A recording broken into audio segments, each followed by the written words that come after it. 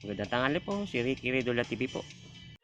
Wala ka na ngang magagawa. Ang tanging paraan para makaligtas, magbalik loob ka na ngayon sa taas. Darating ang panahon, di na pera, di na pagkain tutulong sa'yo. Pananampalataya mo na lang kaso lagi kang abala sa mga mundo. Tera, media, artista, ribulto, ang sinasamba ay kung ano-ano. Kahangalan ng paglapit sa Diyos, yan ang bulong ng demonyo sa'yo.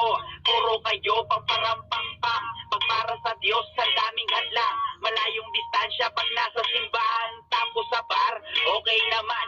Napaka-unfair na ng mundo, bilang na lang ang anak na totoo. Lahat tayo'y mamamatay din, handa ka na ba na mangyari ito? Maraming silaw sa karangyaan, may tuwang-tuwa na pinagnanasaan. Di ko nais na ika'y masaktan, kaso kailangan mo katotohanan. Ito habang maaga pa ay mahalinain si Kristo. Totoo ang impyerno. Walang natapos ang sakit sa impyerno. Mahalinain si Kristo. Good morning po, si Ricky Redola TV po. Ata pa ako ngayon. Medyo luma po. Mix.